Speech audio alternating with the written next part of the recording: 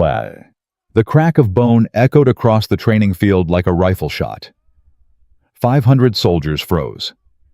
The sergeant, 6'4", 230 pounds of pure muscle, collapsed onto the dirt, screaming, his leg bent in a direction legs were never meant to bend. And standing over him, a quiet single father nobody had bothered to remember the name of.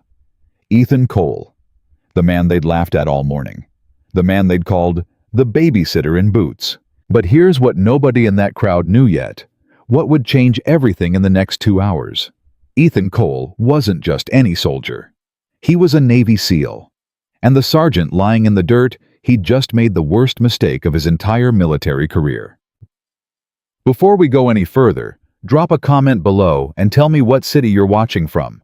I want to see how far this story travels tonight. And if you believe real strength is quiet, hit that subscribe button and stay with me. Because what you're about to hear actually happened, and it's going to stay with you long after the video ends. The morning sun came up slow over Fort Bremerton, the way it always did in late September.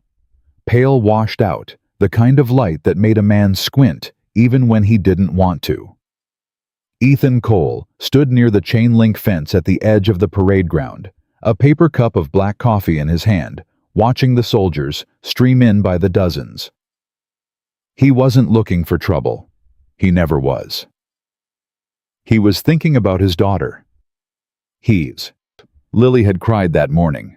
Not the kind of crying that broke a father's heart in some dramatic movie way, just the small, tired crying of a 7-year-old who didn't want her dad to leave for the day. She'd held on to his sleeve at the kitchen door and said, "Daddy, can you stay home just this one time?" And Ethan, who had stared down men with rifles in 3 different countries who had crawled through mud and blood and worse, had felt his chest crack open like an egg. Shoal. He'd kissed the top of her head. He'd said, "I'll be home before dinner, sweetheart. I promise."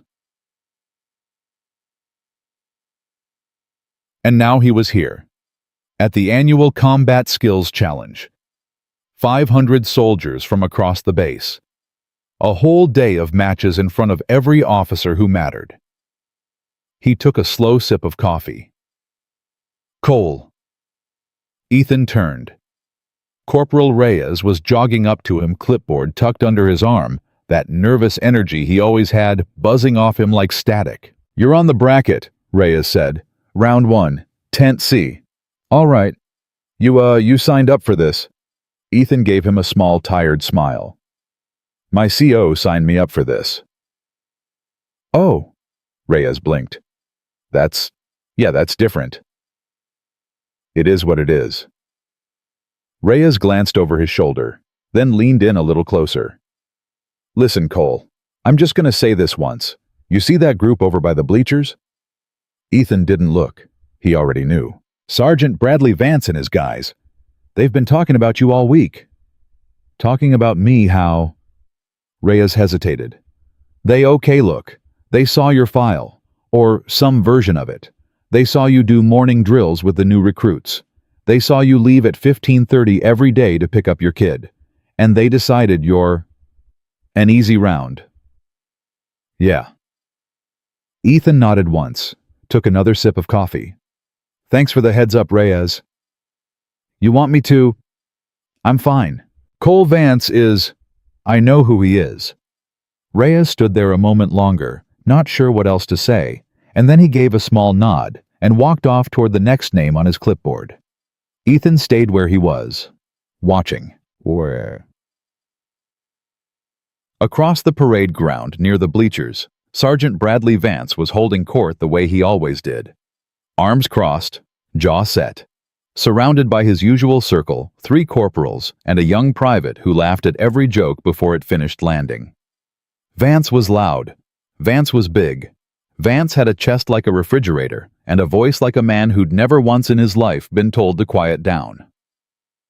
And right now, Vance was looking right at him. Ethan held the look for half a second. No challenge in it, no threat. Just the way a man looks at a piece of weather coming over a ridge. Then he turned and walked toward Tent C. The first match took 11 seconds. Ethan's opponent was a kid from the motor pool, 22 years old. All shoulders and bad form. The kind of soldier who thought wrestling in high school was the same as combat training. The kid came in hot, swinging wide, telegraphing every move from a mile out. Ethan let him close the distance, stepped inside the swing, hooked the kid's lead leg with his own ankle, and used the kid's own momentum to put him flat on his back in the dirt. Done. The kid blinked up at the sky for a second, like he wasn't sure what had just happened. Then he laughed, embarrassed, honest. "Damn, sir, that was..." "Good fight," Ethan said quietly. He offered the kid a hand, pulled him up. The crowd around Tent C was small, maybe 15 people. A couple of them clapped. Most of them just looked confused, like they'd missed the actual match. Across the field, somebody whistled, long and mocking. Ethan didn't have to look to know it was Vance. By round 3, the small crowd around Tent C wasn't small anymore. Word travels fast on a military base, faster than most places. By the time Ethan stepped onto the mat for his 4th match of the morning, there were maybe 60 soldiers crowded around the edges, phones already out, voices buzzing. His 4th opponent was a staff sergeant named Holloway. 35, lean fast, the kind of man who'd done this 20 times before. Holloway came at him careful, smart, studied. He'd watched the first 3 matches. He knew Ethan was waiting for the swing. So Holloway didn't swing. He circled. He feinted. He looked for an opening. Ethan let him circle. For 30 seconds, neither man committed. The crowd got quieter, tighter. Holloway's foot slid forward, testing distance. Ethan didn't react. And then Holloway moved clean fast, a shooting takedown attempt aimed at Ethan's hips, the kind of move that wins matches on every wrestling mat in America. Ethan was already gone. He wasn't there when Holloway arrived. He'd shifted half a step, a quarter turn, and as Holloway stumbled past him into empty air, Ethan's hand found the back of his collar. A small adjustment, a redirection. Holloway's own momentum took him face first into the dirt. Ethan didn't drop on top of him. He didn't pin him. He just stood there 3 feet away, waiting for the man to get up. Holloway pushed himself onto his elbows, looked back, stared. What was that? Ethan offered his hand again. Holloway took it. Slowly. He let himself be pulled up. "Where'd you train?" Holloway asked. Quiet. Just for him. Ethan smiled, the smallest smile a man can wear. "Around." "Around where?" "Good fight, Sergeant." Ethan walked off the mat. The crowd around Tent C had become a wall by then. 200 soldiers, maybe more. Nobody was watching the other tents anymore. Word had spread there was a quiet guy in Tent C who hadn't taken a punch all morning. There was a quiet guy in Tent C who moved different. A captain Ethan didn't know stopped him on the way back to the water station. "Cole, right?" "Yes, sir." "What unit are you with?" "Currently training detachment, sir. Combat instruction support." The captain studied his face. "Currently?" "Yes, sir." "And before that?" Ethan took a sip from his canteen. "Other places, sir." The captain almost smiled. He didn't push it. He just nodded once and walked away. Around 1100 hours, Ethan stepped behind the maintenance shed to find a little quiet. He pulled his phone out of his cargo pocket. There was a text from Mrs. Alvarez, his neighbor, the woman who picked Lily up from school on the days he couldn't. "She's drawing you a picture. Says it's a surprise. Don't let her know I told you." Ethan stared at the message for a long moment. He could feel something in his chest soften. The morning fell off him like a coat he'd been wearing too long. He typed back, "Tell her I can't wait. Tell her I love her." He hit send.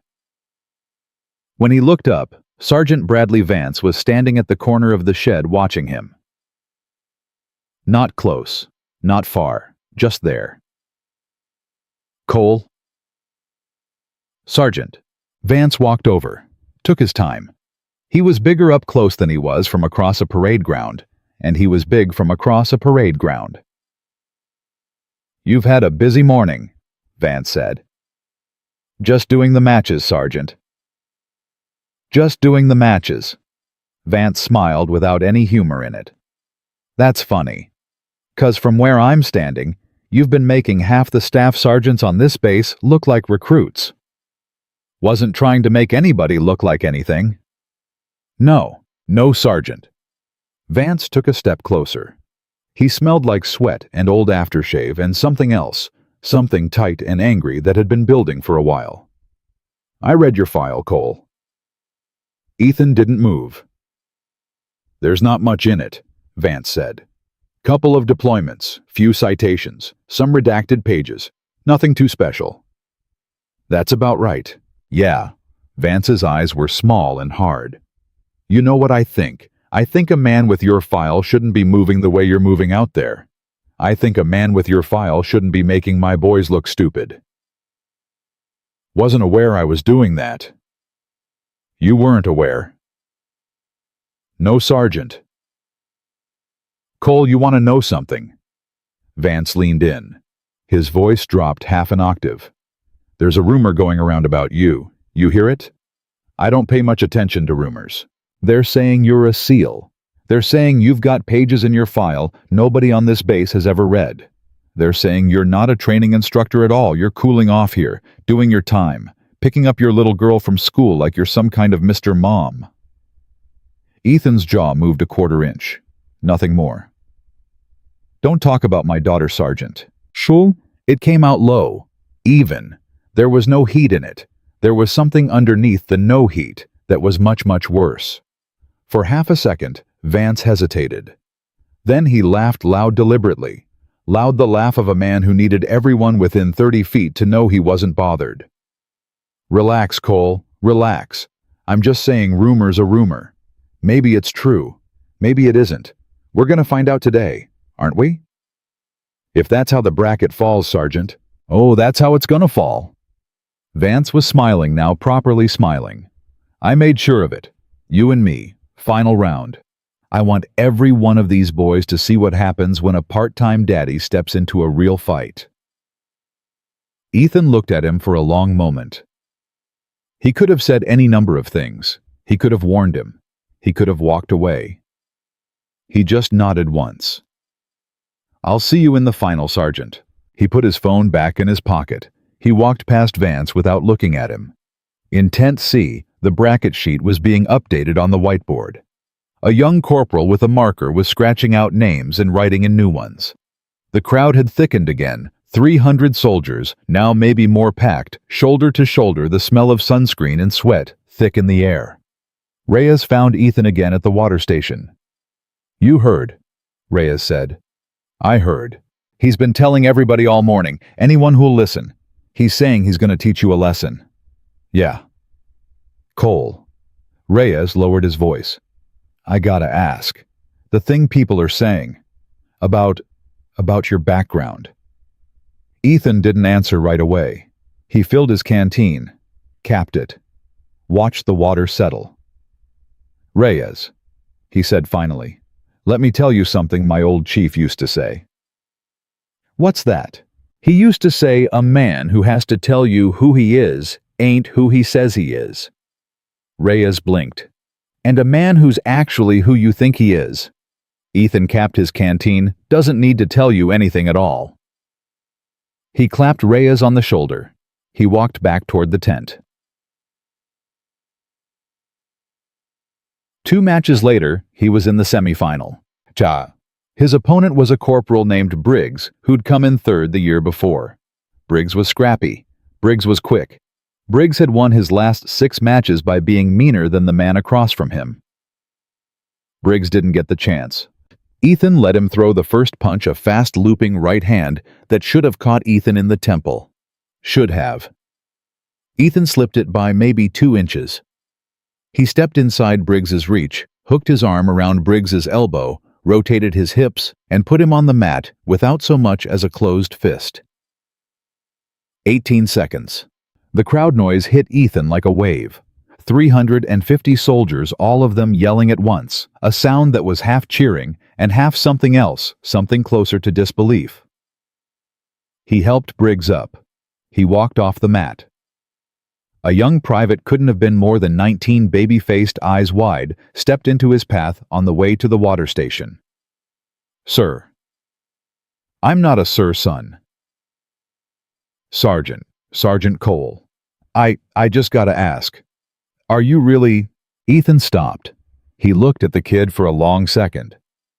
There was something familiar in that face, something he'd seen 100 times in 100 different countries. The face of a young man who didn't know yet what he was capable of, or what was going to be asked of him. "What's your name, son?" "Garrett Sargent, Private Marcus Garrett." "Where you from, Garrett?" "Kentucky, Sergeant, town called Pikeville." "Pikeville." Ethan almost smiled. "Pretty country." "Yes, Sergeant." "You got people there?" "My mom, my little sister." "You write to them?" "Yes, Sergeant." "Good." Ethan nodded. "Keep doing that." "Sergeant, the rumor about you being—" Ethan put his hand on the kid's shoulder. Light, steady. "Garrett, listen to me. It doesn't matter who I am. It matters who you become. You understand?" I think so, Sergeant." "Watch the final, but don't watch it the way the rest of these boys are gonna watch it. They're gonna be looking for blood. You look for something else." "All right." What do I look for, Sergeant?" Ethan's eyes were quiet, tired, old in a way that had nothing to do with age. "You look for the difference between fighting because you want to win and fighting because you don't want to lose." The kid stared at him. "There's a difference, son. The men who win the right way know it. The men who lose the wrong way never figure it out." Ethan squeezed the kid's shoulder once. He walked past him. The young private stood there a long time.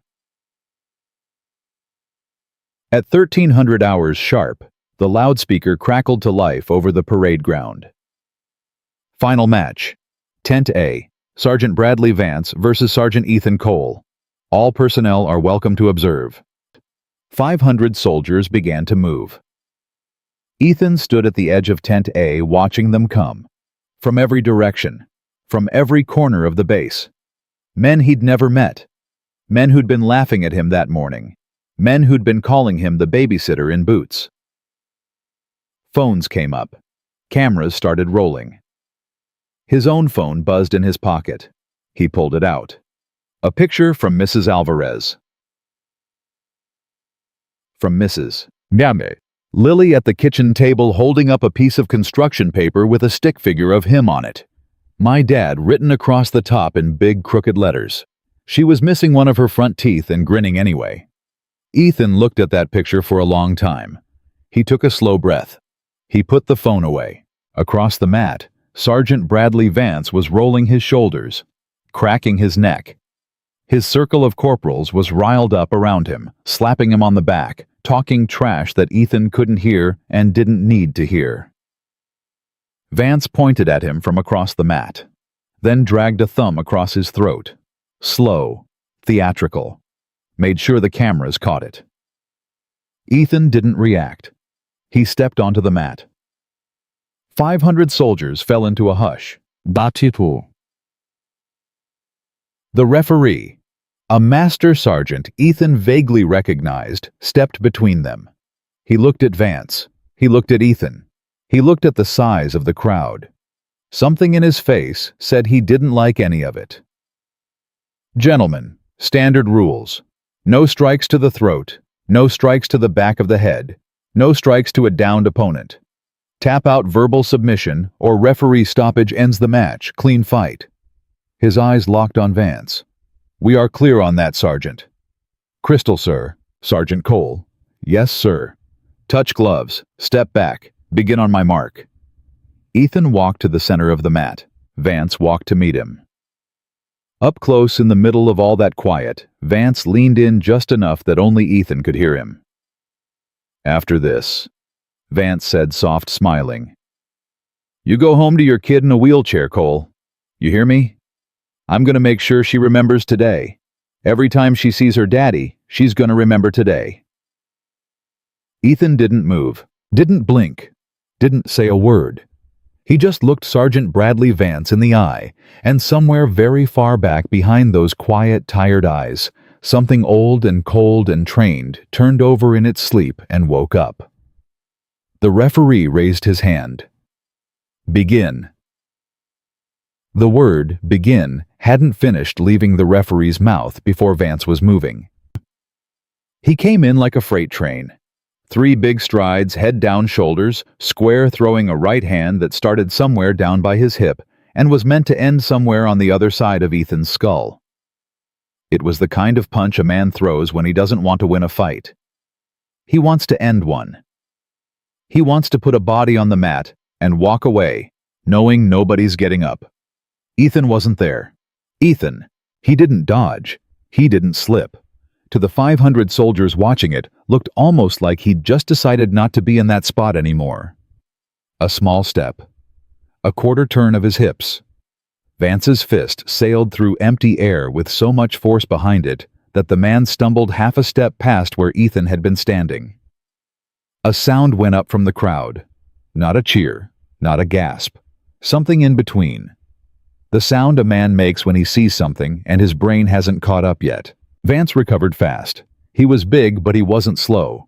He turned on his heel, planted his back foot, and came again this time with a combination left jab, right, cross left hook, all of it thrown at full speed. Ethan didn't block any of it. He moved. The jab missed by an inch. The cross missed by 2. The hook came around in a wide, vicious arc and met nothing but the air where Ethan's head had been a half-second earlier. Vance staggered forward into the empty space again, and this time for just a flash of a second, he turned his head and looked at Ethan over his own shoulder with something new in his eyes. Not anger, not yet. Confusion. The kind of confusion a man feels when he realizes the script he wrote in his head this morning isn't the script that's playing out. Stand still, Cole. Ethan didn't answer. I said stand still, you. Vance came again. Bull rush this time. Both arms wide lowered shoulder, trying to grab anything he could and turn it into a takedown. It was the move of a man who had stopped thinking and started panicking, even if he didn't know it yet. Ethan stepped to the side at the last possible instant. He let Vance's left arm slide past his ribs. Then he did something so quick and so small that half the crowd missed it. He tapped the back of Vance's shoulder with the flat of his palm. Just a touch. Just enough. Vance went past him hard. 3 more steps. He almost ran off the edge of the mat. The crowd noise changed. It went from confused to electric. 500 men, all of them suddenly leaning forward at the same time. Phones up higher. Voices going. A corporal in the front row shouted, "He's playing with him." Somebody else yelled, "That's a SEAL. I'm telling you that's a SEAL." In the middle of all of it, the young private from earlier, Garrett, the one from Pikeville, Kentucky, was standing at the very front of the crowd, with his arms folded across his chest, watching the way Ethan had told him to watch. Not for the blood, for the difference. And he was starting to see it. Vance turned around. His chest was rising and falling fast now. His face had gone red. Not the red of exertion. The red of a man who has just realized in front of every soldier whose respect he's ever needed that he might be in over his head. "Stop running," Vance hissed. "I'm right here, Sergeant." "Then fight me." "I am." It was a quiet thing to say. Ethan said it without raising his voice, without changing his face. He said it the way a man says the door is locked or the coffee's cold. A plain statement of plain fact. But it landed in the middle of that mat like a thrown brick. Because every soldier watching understood in that moment exactly what Ethan meant. He was fighting. He'd been fighting from the first second. He was just fighting on a level Vance couldn't reach. Guilty. Vance's jaw locked. He came in again, and this time he was smarter about it. Shorter steps. Hands up. He'd remembered somewhere in the back of his brain that he was supposed to be a trained combatant and not a brawler.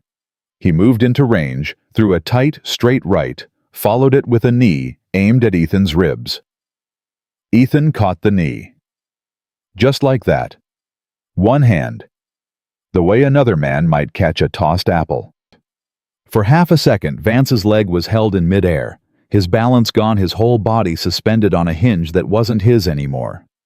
Ethan could have done a dozen things in that moment. He could have swept the standing leg. He could have driven Vance back onto his shoulder blades. He could have ended the fight. He didn't. He just lowered Vance's leg slowly, carefully, almost gently back down to the mat. Then he stepped back. The crowd lost it. 500 soldiers, all of them shouting at once. Some of them were laughing, some of them were swearing. A staff sergeant near the back was yelling, "Are you kidding me?" over and over again like he couldn't believe his own eyes. In the front row, Private Garrett wasn't laughing. He wasn't shouting. He was watching Ethan's face. And Ethan's face hadn't changed. That was the thing that got Garrett. That was the thing he would think about later that night, staring at the ceiling of his bunk. The man's face hadn't changed once. Not when Vance came at him. Not when he caught the knee. Not now, with the whole base losing its mind around him. He looked exactly the way he'd looked at the water station an hour earlier, telling a stranger's son to keep writing letters home to his mother. It wasn't that Ethan was calm. It was that Ethan had been calm in places Garrett couldn't even imagine yet. And this 500 soldiers, a screaming sergeant, a championship mat, this didn't even register on whatever scale he was measuring his life against. Vance stood in the middle of the mat with his fists clenched. He was breathing through his teeth. There was a vein in his temple that hadn't been there 90 seconds ago. "You think this is funny, Cole?" "No, Sergeant." "You think you're embarrassing me?" "No, Sergeant." "Then finish it. Finish it, you coward. Or are you scared? Is that what this is? You're scared to actually fight me." Ethan let out a breath, a small one, through his nose. He took half a step forward. The whole crowd went quiet. "Sergeant Vance," Ethan said, low, just for him. "I'm going to give you something right now you're not going to realize you got until later. You hear me?" "What about me?" "What are you? I'm giving you a way out. You stop. Right now. You walk off this mat. You take a knee, you tell the ref you're done, and you keep your career." "Are you out of your mind?" "I'm not gonna ask twice." Vance laughed. It was an ugly laugh. The laugh of a man who knew somewhere underneath all of his pride that he should listen and who would rather break than bend. "You're gonna give me a way out." He spit on the mat. "You self-righteous piece of—" He came in again. This time, he came in dirty. He threw a feint with his left, sold it well, and as Ethan shifted his weight to react, Vance brought his elbow up. Not the legal way, not the way the rules allowed, but in a tight, savage hook aimed straight at Ethan's jaw. It was the kind of strike you throw when you've decided you don't care about the rules anymore.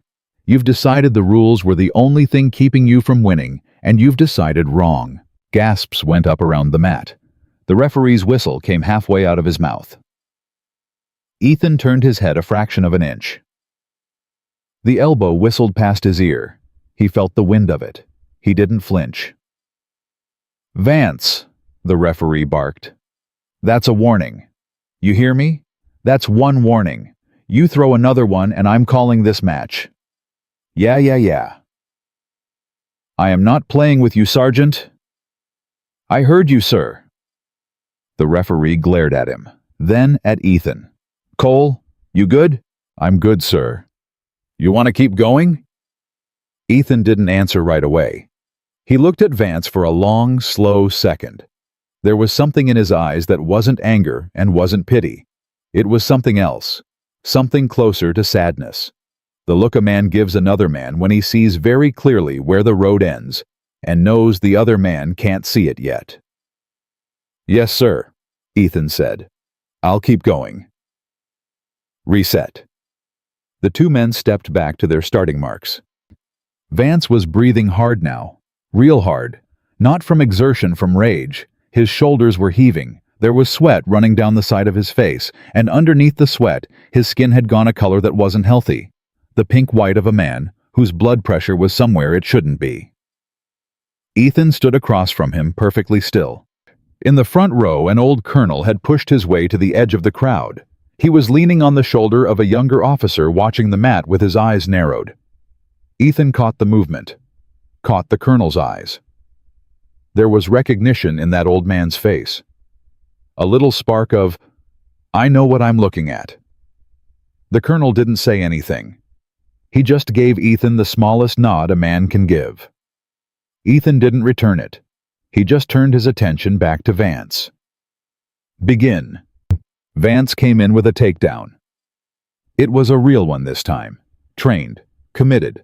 He shot for Ethan's legs the way he'd been taught to shoot for them in basic, and for half a heartbeat, it almost looked like he was going to get there. Ethan sprawled. Hips back, legs back, weight down on Vance's shoulders, all of it happening in one fluid motion that looked too easy to be real. Vance's takedown died against Ethan's hip bones. He grabbed at Ethan's ankle, trying to drag him down with him, trying to turn the failure into anything that resembled progress. Ethan let him have the ankle. Just for a second. He let Vance get a grip on it, let him plant his feet, let him think he had something. And then Ethan stepped over him, and just stepped, one leg up, one leg over, like a man stepping over a fallen branch on a hiking trail. He turned in mid-step, broke the grip on his ankle with a small twist of his foot, and came down on the other side of Vance's body with his back to him. By the time Vance figured out where he'd gone, Ethan was already 5 feet away, facing him again. The crowd was screaming, not cheering, screaming, the kind of sound men make when they're watching something they didn't know was possible. "What is he doing? Did you see? He's not even trying." In the back, somebody had started a chant. It was just one voice, at first low, almost embarrassed. "Cole, Cole." Then another voice picked it up. Then 5. Then 20. Two. By the time Vance got back to his feet, half the crowd was chanting Ethan's name, and Vance could hear every syllable of it landing on him like a hammer. He stood in the middle of the mat. His chest was heaving. His hands were shaking. And then, very quietly, almost too quiet for the cameras to catch something inside, Sergeant Bradley Vance broke.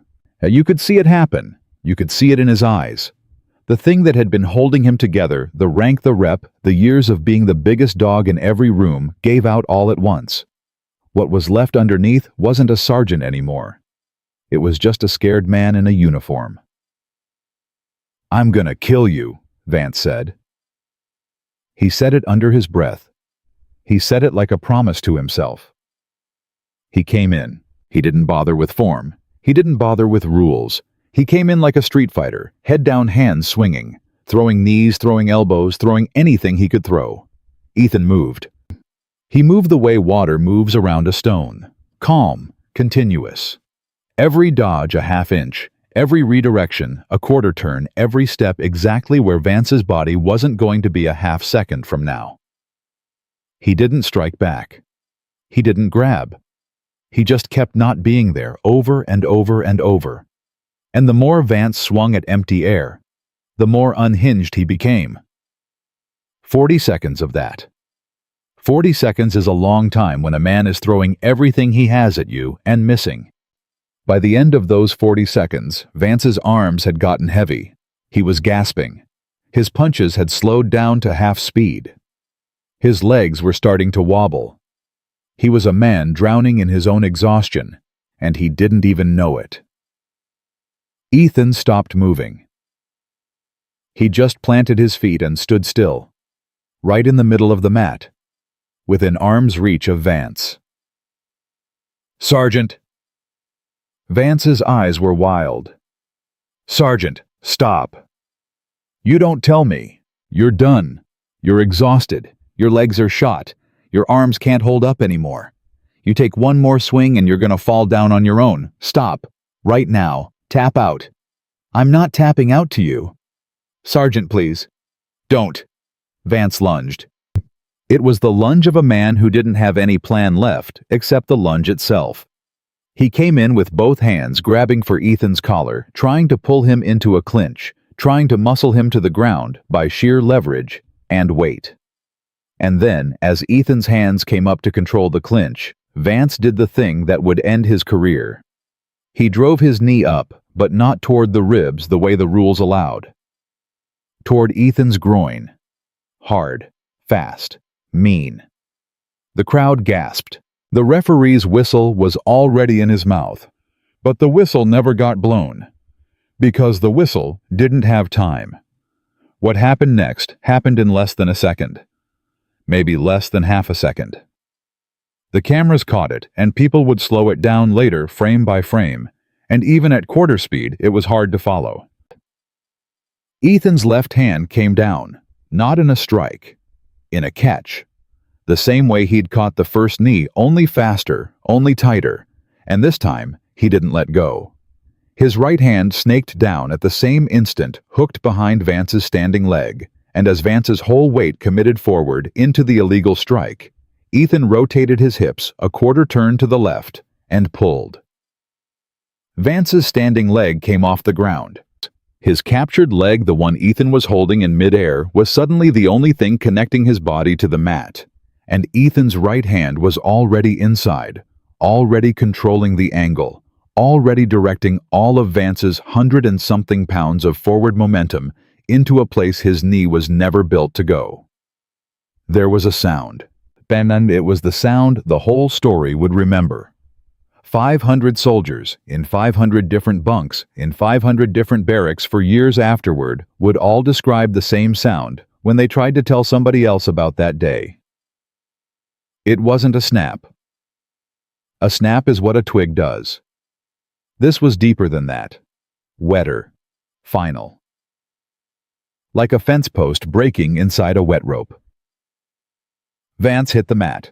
Yes, he didn't fall. He dropped all at once, and the scream that came out of him wasn't a sergeant's scream and wasn't a soldier's scream. It was just the scream a body makes when something inside it has become something else. The crowd went silent. 500 men. Phones still up, mouths open, not a single cheer, not a single jeer, just the sound of one man on the ground screaming and one man standing over him perfectly still, his hands already at his sides, his face exactly the same face it had been 10 minutes ago. The referee's whistle finally came. Loud. 3 sharp blasts. "Medic, get a medic over here now!" Boots started pounding across the parade ground. The medical team, the officers, the corporals and staff sergeants, who'd been laughing at the back of the crowd 2 hours ago, all of them were running now, converging on the mat from every direction. Ethan didn't move. He was looking down at Vance. Vance was looking up at him through tears, through the hot, sick haze of a kind of pain most men never feel in their whole lives, and for one strange flicker of a moment with his career and his pride and his leg all broken in the dirt around him, Bradley Vance saw the man standing over him clearly for the first time all day. "You," Vance gasped. "You could have. I told you, Sergeant. You could have killed me." Ethan crouched down, slowly, carefully. He put one hand on Vance's shoulder, the same gentle weight he'd put on Private Garrett's shoulder an hour ago. "I told you twice," Ethan said very quietly, just for him. "I told you to stop." I didn't." "I know." The medics were almost there. Ethan could hear their boots, could hear the stretcher, could hear an officer yelling for someone to clear the mat. He leaned in just a little closer. "Listen to me, Bradley. Listen. You're gonna be all right. They're gonna fix the leg. You hear me? They're gonna fix the leg. But you gotta let it go now. Whatever you were carrying out here today, whatever you thought you had to prove, you gotta let it go, right now, or it's gonna kill you slower than I ever could have." Vance's eyes were full of tears. He couldn't speak. He nodded, once, just once, the smallest nod a grown man can give. The medics pushed Ethan aside. They were already on him, already cutting away the pant leg, already starting an IV. Officers were shouting. Phones were everywhere. Ethan stood up. He stepped back. He walked to the edge of the mat. The crowd parted for him. 500 soldiers. None of them moving. None of them speaking. Every one of them staring as he walked through the gap they made for him. Some of them stepped back like he was something dangerous. Some of them stepped back like he was something holy. Most of them just stepped back because they didn't know what else to do. In the front row, Private Marcus Garrett stood with his arms still folded, his eyes wet, watching Ethan pass within 3 feet of him. Ethan glanced at the kid as he walked by. He didn't say anything. He just gave him the smallest nod and kept walking. He walked off the parade ground, past the bleachers, past the maintenance shed where Vance had cornered him an hour ago. He walked all the way to the chain-link fence at the edge of the field where he'd been standing that morning when the sun had still been pale and the day had still been ahead of him. He stopped at the fence. He took his phone out of his cargo pocket with a hand that was finally just a little bit unsteady. There was a new text from Mrs. Alvarez. She fell asleep on the couch waiting for her picture to dry. She wants to give it to you herself when you get home. Ethan stared at the message. On behind him, somewhere across the parade ground, the ambulance was already starting up. Vance was being loaded onto the stretcher. 500 soldiers were starting slowly to talk again, the silence breaking up into 1,000 quiet, urgent voices. Ethan turned the phone in his hand. He looked at the picture from earlier. The crooked stick figure. My dad. His daughter's missing tooth. For the first time all day, his face changed. Just barely. His jaw tightened. His eyes went somewhere far away. Then he closed them, just for a second, and when he opened them again, the sun had moved a little higher in the sky, and the day was nowhere near over. He typed back with a steady thumb. Tell her I'm coming home. He hit send. And somewhere behind him, the first siren started to wail. The siren faded into the distance before Ethan moved. He stood at the chain-link fence for what might have been 30 seconds or 3 minutes. He couldn't have told you which. The phone was still in his hand. The picture of Lily was still on the screen, and he was looking at it without really looking at it, the way a man stares at something to keep his eyes from staring at something else. Behind him, footsteps. Sergeant Cole? Ethan didn't turn around right away. He took one breath. He pocketed the phone. Then he turned. The old colonel from the front row was standing there. Up close, he was even older than he'd looked from across the mat, late 60s white at the temples, a face with too many miles on it to count. His name tape said Whitaker. He had a colonel's eagles on his collar, and a quiet kind of authority in his shoulders that didn't need raising its voice to be heard. Sir? Eddie's son. Yes, sir. The colonel looked at him for a long moment, studied him the way an old farmer studies the sky before deciding whether to plant. You want to tell me where you served? My file's available, sir. I read your file an hour ago, while you were beating the brakes off Holloway. The colonel almost smiled. Most of it's redacted. Yes, sir. The parts that aren't redacted don't add up to a man who moves the way you move.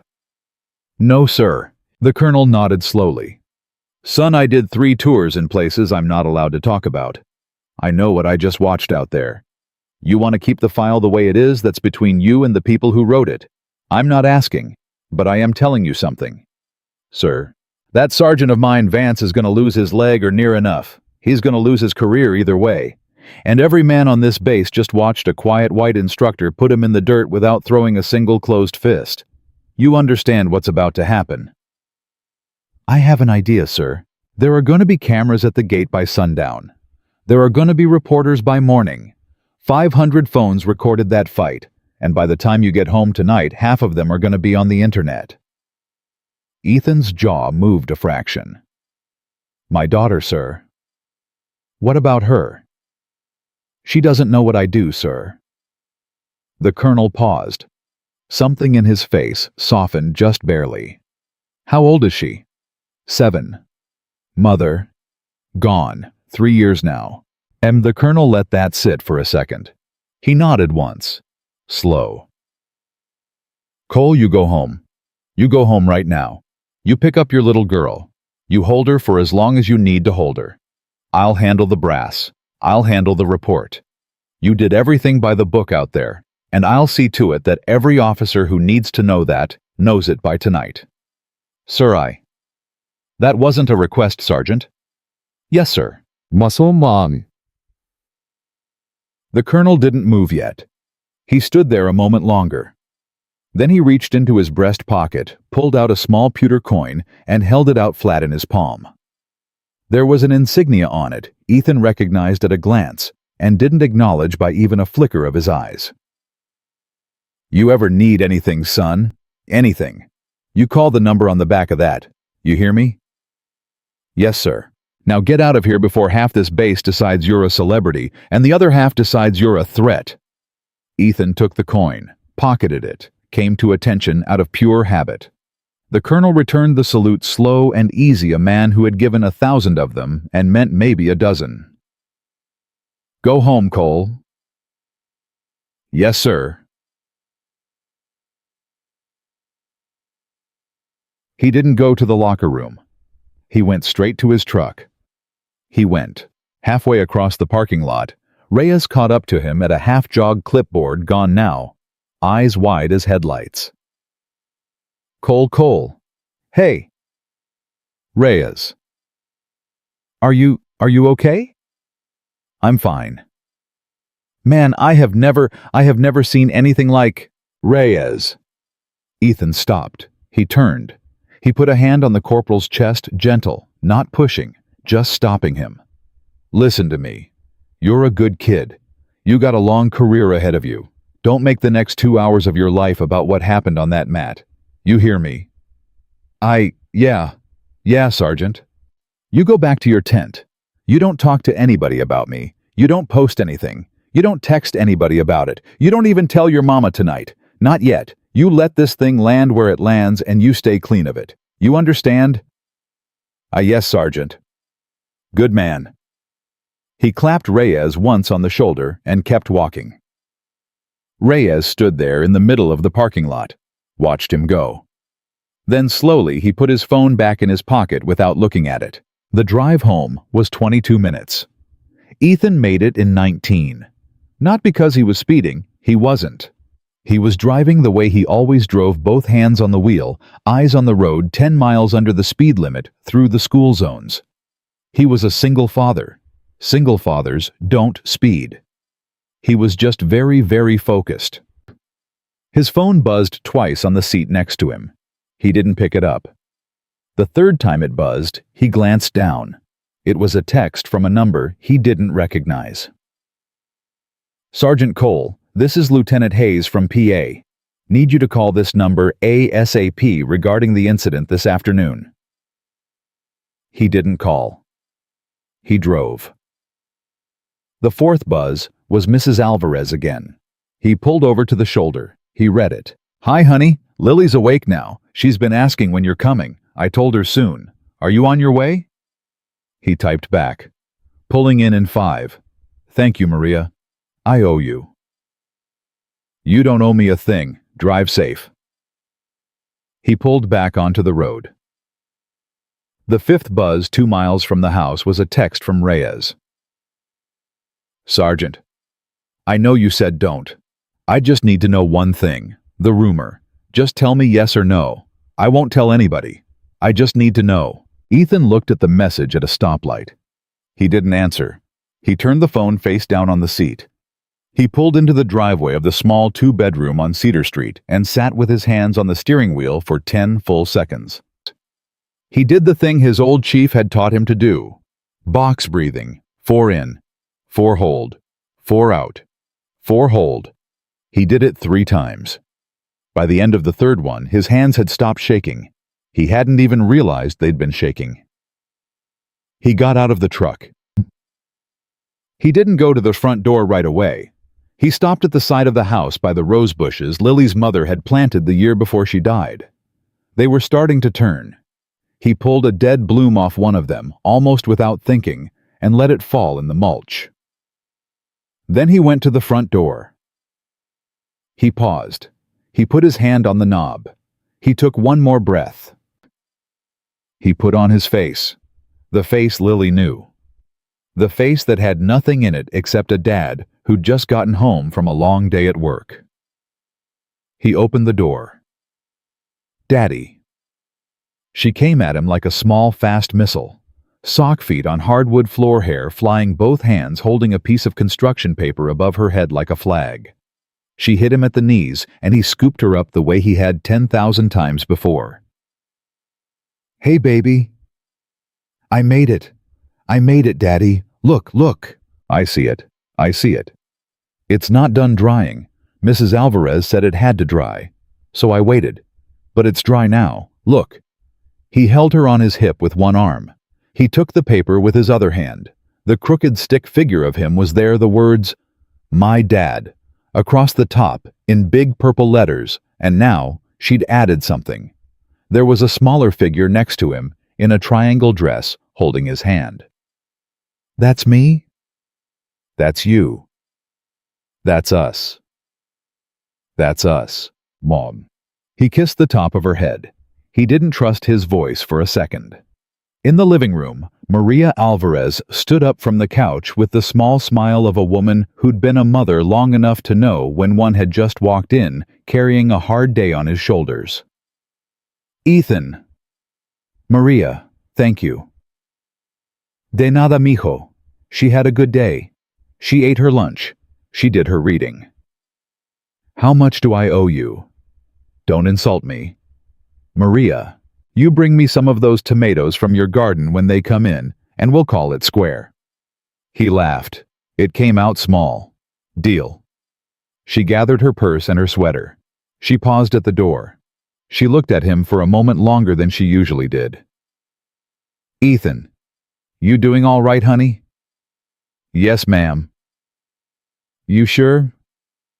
He met her eyes. He gave her the same small smile he'd given her 100 times over 100 afternoons. "Long day, that's all." She studied him. She was a 63-year-old woman who'd raised 4 sons and buried a husband, and she could read a man the way other people read newspapers. She didn't push. She just nodded. "You call me if you need anything tonight. Anything. You hear me?" "Yes, ma'am." She squeezed Lily's foot on her way out the door. "Bye, mi amor. You be sweet to your daddy." "Bye, Mrs. Alvarez." The door closed behind her. And then it was just the two of them. The house quiet. The afternoon light coming through the kitchen window the way it always did. "Daddy." "Yeah, baby." "Are you sad?" He looked down at her. 7 years old, hair up in a ponytail, Maria had done for her after school, eyes wide and serious, in the way only children's eyes can be serious. "No, baby. I'm not sad." "You look a little sad." "I'm just tired, that's all." "You want to lay down on the couch? You know what? That sounds real good." He carried her into the living room. He sat down on the couch and laid back against the cushions, and she stretched out on his chest, the way she'd done since she was 2, her ear against his heart, her hand on his collar. The TV wasn't on. The phone was face down on the kitchen counter where he'd left it. For about 4 minutes, the only sound in the house was Lily's breathing. Then she said, "Daddy." "Yeah, baby." Today at school, Marcus said his daddy got promoted. "Did he?" "He said his daddy's a very important person now." "That's nice, baby." "What's your job, Daddy?" He went still. He didn't go visibly still the way a man goes still when somebody's pointing a gun at him. He went the kind of still a father goes when a 7-year-old asks him a question he isn't ready for. "My job." "Yeah, like what do you do?" "I'm a soldier, baby, you know that."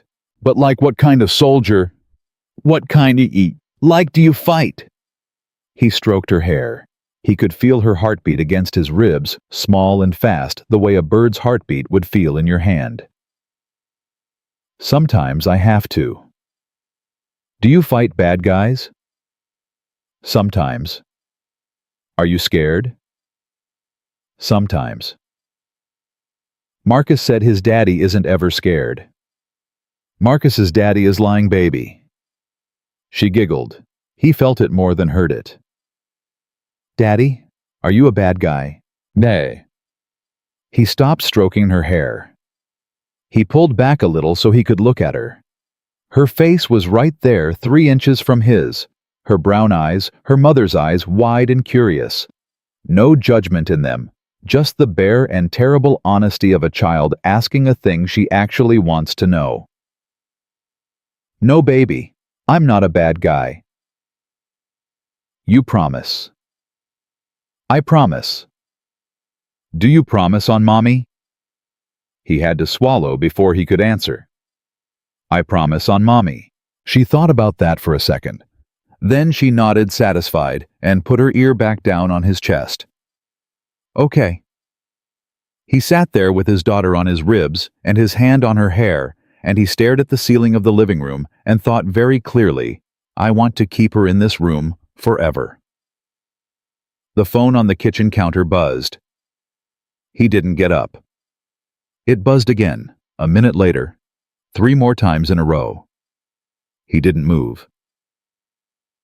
He must have fallen asleep because he woke up to a knock on the front door.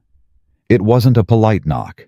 It wasn't a delivery driver's knock or a neighbor's knock. It was 3 sharp raps, evenly spaced, the kind of knock that was used to being answered. Lily was still asleep on his chest.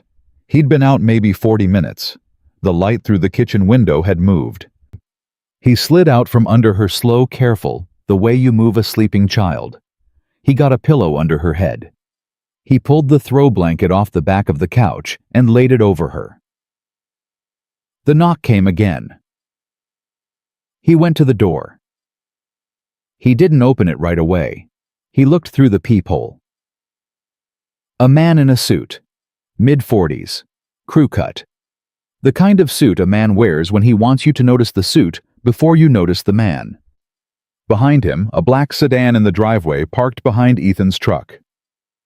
Ethan opened the door 6 inches. Help you. Sergeant Ethan Cole. Who's asking? My name is Daniel Reeves. I'm with Public Affairs out of D.C. I was hoping to have a few minutes of your time. Public Affairs. Yes, sir. My CO know you're at my house. And the man's eyes flicked. Just a fraction. I'm not here in an official military capacity, Sergeant. I represent a client, a private firm. We saw the footage from this afternoon. That was 4 hours ago. It moves fast. How'd you get my address? The man smiled the way a man smiles when he's been asked that question before. Sergeant Cole, can I come in? It'll take 10 minutes of your time. There's an opportunity here you might want to hear about. Ethan looked at him. He looked past him at the black sedan in the driveway, the tint on the windows that was a couple shades darker than legal in this state, the way the man's left hand was resting against his thigh in a particular kind of casual that wasn't casual at all. I have a sleeping child in my living room, Mr. Reeves. I'll be quiet. You'll be gone. The smile stayed on the man's face. It just changed shape slightly, got a little tighter at the corners.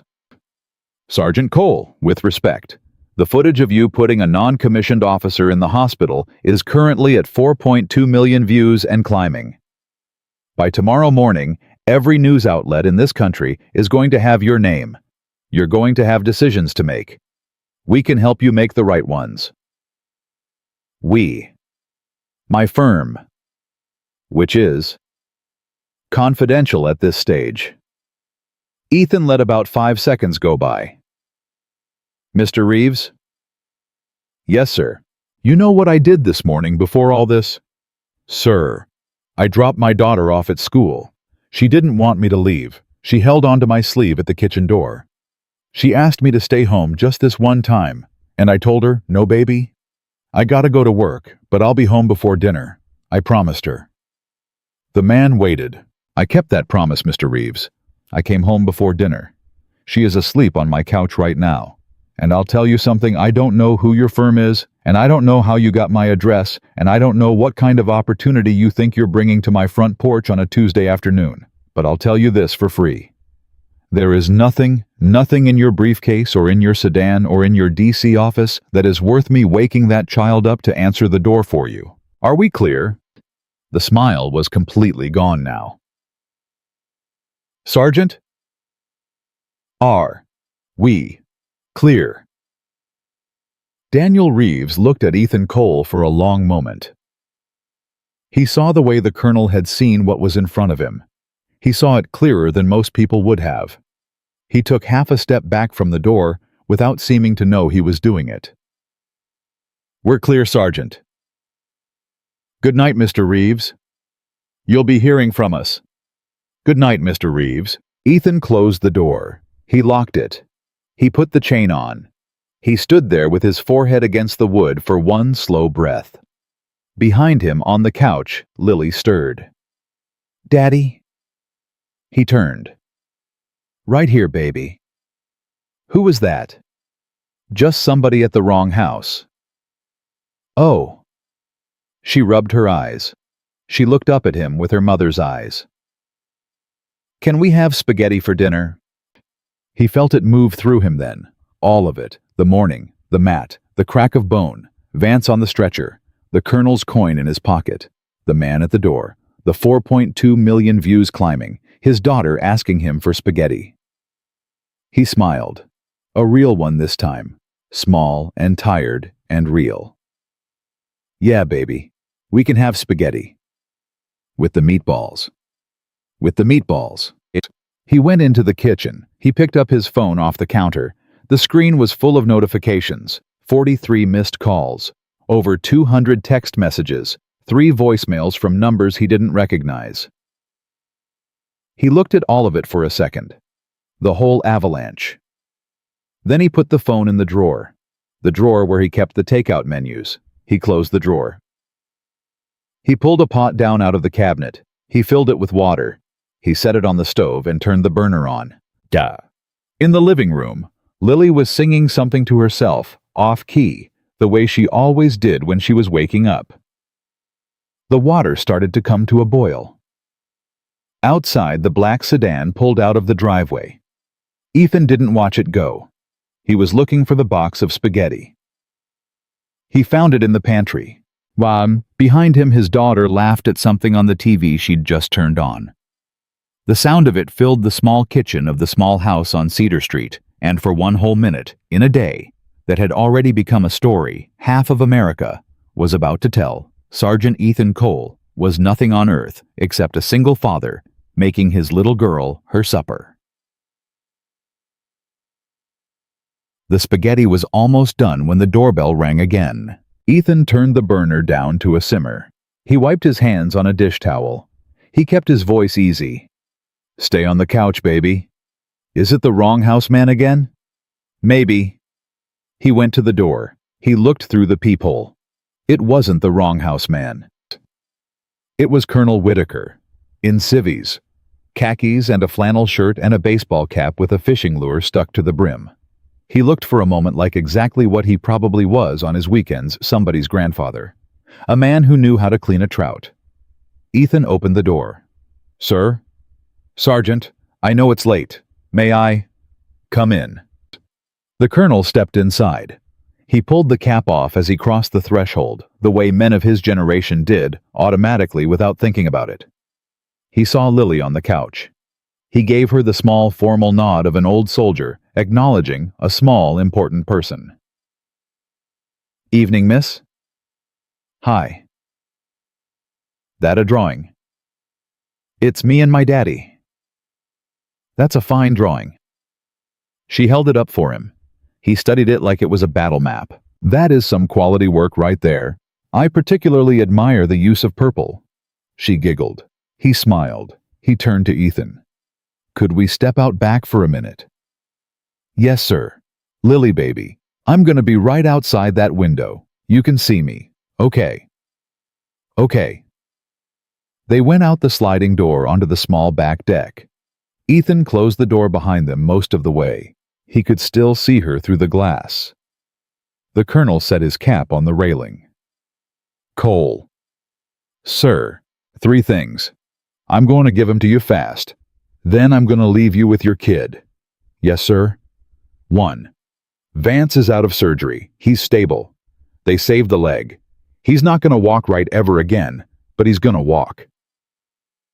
Ethan nodded once, slow. Something in his shoulders that had been holding tight for 6 hours let go a 1/4 inch. Yeah, 2. The investigation is done. It started at 16:30 and it ended at 19:45. The footage is conclusive. 2 witnesses on the medical staff, both whom I trust, confirmed Vance through the illegal strike. You followed protocol. The board's calling it self-defense within the rules of engagement. There's not going to be any charge against you. Not now. Not later. Ethan let out a breath he hadn't known he'd been holding. Thank you, sir. Don't thank me. Thank the cameras. Yes, sir. 3. The colonel paused. He looked out at the small backyard at the swing set in the corner at the rose bushes turning brown against the fence. 3 is the one I came here to say. Sir. There's a man came to see you this afternoon, about 4:30, suit, sedan, crew cut. Ethan's eyes sharpened. Yes, sir? He gave you a name. Daniel Reeves. Said he was with Public Affairs. He's not. No, sir. Didn't think he was. He's with a private military contracting outfit out of Northern Virginia. Name doesn't matter. They've been watching that footage all afternoon. They've been watching you all afternoon. And what they're going to offer you, son, in the next 48 hours is more money than you've seen in your whole life. Ethan didn't answer. They're going to offer you a salary. They're going to offer you a signing bonus. They're going to offer you a house. Maybe more than one house. They're going to tell you they've got a contract overseas with your name on it, and they need a man with your particular skill set, and they're going to make it sound like the easiest decision you've ever made. The colonel looked at him. You listening to me, Cole? Yes, sir.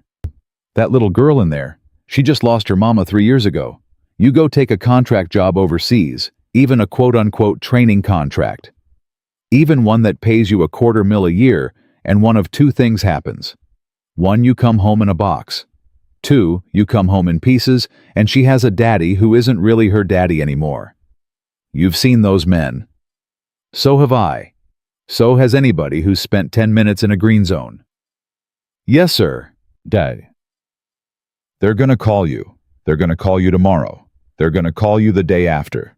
And they're gonna keep calling you until you say yes, or until you say something so loud they understand you mean no. Sir? Cole, look at me. Ethan looked at him. Don't take the call. No, sir. Don't take the call, Sergeant. I won't, sir. The colonel held his eyes for another second. Then he nodded once satisfied and reached for his cap. All right, that's the 3rd thing. He put the cap back on. He paused. There's a 4th thing, but I told you 3. What's the 4th, sir? The colonel looked through the sliding glass door at Lily on the couch. She was holding her drawing up in front of the TV, comparing the colors on the screen to the colors on her paper. The 4th thing is that I had a daughter, Cole. She'd be 38 this year. I lost her when she was 6. Drunk driver. He said it flat the way a man says it when he's said it for 50 years. And every officer in my life who outranked me the entire time my baby was growing up, and who'd then been too damn busy or too damn dead to know her, every last one of them used to tell me there'd always be another tour. Always another deployment. Always another mission. And they were right. There was always another one. There always is another one. He looked at Ethan. There is only ever one of her. Ethan couldn't speak. That's the 4th thing, son. You take that one home, and you sit with it tonight. Yes, sir? The colonel clapped him once on the shoulder. He let himself out the side gate without going back through the house. Ethan stood on the deck a moment longer. He watched the colonel's truck pull out of the driveway. Through the glass, Lily had turned around on the couch and was staring at him with her chin on the back cushion. He went back inside. He slid the door shut. "Daddy?" "Yeah, baby." "That man was nice. He's a good man." He was sad, though. He stopped halfway to the kitchen. He looked back at her. "Why do you say that, baby?" His eyes. He smiled, small. He kept moving toward the kitchen. "Yeah, baby." His eyes. They ate spaghetti at the small table by the window. She told him about her day at school the way she always did. Which kid had said which thing, who'd gotten in trouble for what, who'd traded what at lunch. He listened, the way he always listened, asking the right small questions in the right small places, and he let the rest of the world stay outside the kitchen window for one more hour. He did the dishes. She helped him by drying the forks. He gave her a bath. He read her the chapter about the wardrobe. The same chapter they'd been working through for 2 weeks because she liked it so much, she made him reread it. He tucked her in. He kissed her forehead. He left the hallway light on. He stood in the doorway of her room and watched her breathing for a minute. Then he closed the door, halfway, the way she liked it. He went back to the kitchen. He stood at the counter. He looked at the drawer where he'd put the phone. He didn't open it for a long time. When he finally did, the screen lit up his face in the dark kitchen with a list of notifications so long the phone had given up counting. 99 plus across every app. 99 plus on the missed calls. There were texts from numbers in DC and numbers in New York and numbers from area codes he'd never seen. He scrolled past all of it. He found Mrs. Alvarez's name. He typed, "Maria. I might need you to come sit with Lily tomorrow morning for a few hours. I have to handle some things. Is that okay?" She answered before he'd put the phone down.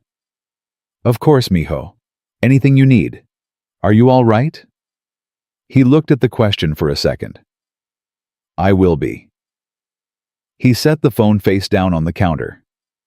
He went and got a beer out of the fridge. He cracked it. He didn't drink it right away. He sat at the kitchen table in the dark. The phone vibrated against the counter. He let it. It vibrated again. It vibrated a third time. On the fourth vibration, he got up. He walked over. He flipped the phone over. The number on the screen wasn't a 202 or a 212. It was a number from the local area code. The base. He answered. "Cole?" "Sergeant, this is Major Lynn out of Base Medical. I'm sorry to call this late." "Major?" "Sergeant Vance is asking to see you." "Ma'am. There was a long silence on Ethan's end of the line. "Tonight, sir." "Tonight, Sergeant. He's stable, but he's pretty drugged up and he's asking pretty insistent. We've turned him down twice already. He's not letting it go. I told him I'd at least make the call." Ethan rubbed his eyes with his free hand. "Sir, with respect, I don't know that's a good idea." "I don't either." "My daughter's asleep, sir." "I understand." Ethan let out a long breath. "Give me an hour, sir. I gotta call my neighbor." "You sure, son?" "Yes, sir." "I'll let him know." He hung up. He stood there in the dark kitchen with the phone in his hand for half a minute. He called Maria. Dembe. She came over in her robe and her slippers and a thick cardigan over the robe with her cell phone in her hand and her own house keys clipped to her wrist, and she took up a station at the kitchen table with a paperback novel and a cup of decaf coffee like she'd been doing it her whole life. She didn't ask a single question. She just said at the door, "Drive careful." "Yes, ma'am." The hospital ward was quiet at 2250. A young corporal at the duty desk tried to stop him at the door of the room. Ethan didn't say anything. He just looked at the corporal. The corporal looked at his clipboard, then at Ethan, then stepped aside without a word. The room was dim. One overhead light was on low. There was a heart monitor going somewhere. បែបเฉย Sergeant Bradley Vance was in the bed with his right leg in a contraption that looked like it had been designed by a torturer and a saint. At the same time, a metal scaffold of pins and rods running from his hip to his ankle, holding things in places they were supposed to be in. His face on the pillow looked 20 years older than it had that morning. His eyes opened when Ethan stepped into the room. For a moment neither man spoke. Then Vance set his voice a wreck. "You came. You asked Sergeant. You don't gotta call me that. You earned it. I'm gonna call you that." Vance closed his eyes. Opened them again. "Sit down, Cole, please." Ethan pulled the chair from against the wall over to the side of the bed. He sat down. He took his hat off and put it on his knee. A long silence. The heart monitor beeping. "They're gonna medboard me out, Cole." "I figured. They're saying 18 months minimum before I walk again without a cane. And even then..." He gestured at the contraption. "Even then, I'm done. 21 years. I'm done. I'm sorry." "Don't be sorry. Don't be sorry. Don't you say that to me." "All right." Vance looked up at the ceiling. His jaw was working. "My wife left me 8 months ago, Cole." Ethan didn't say anything. "You know that." "I didn't, Sergeant." 8 months ago. Took my boys with her. Boys are 9 and 11. They live in Tampa now. Her sister's down there." A pause. "I see them every other weekend if she's in the mood to let me. Last weekend she wasn't in the mood. She said she had a thing. So I sat in my truck in a Cracker Barrel parking lot for 4 hours and drove back." Ethan listened. "You want to know why she left?" "Only if you want to tell me." Vance laughed. It hurt him. He winced through it. "She left because I wasn't home when I was home, Cole. I was a sergeant when I was home. I was a sergeant in the kitchen. I was a sergeant at my own dinner table. I was a sergeant when my 11-year-old asked me to help him with his math homework and he got it wrong and I told him he was being lazy. He was 11, Cole." "I hear you. I haven't been able to be anything other than a sergeant for so long I forgot how. I forgot how to put it down. I forgot how to come home." He stopped. He swallowed. The monitor beeped. "You know what I was thinking about when you and me were standing across from each other this morning?" "What's that, Sergeant?"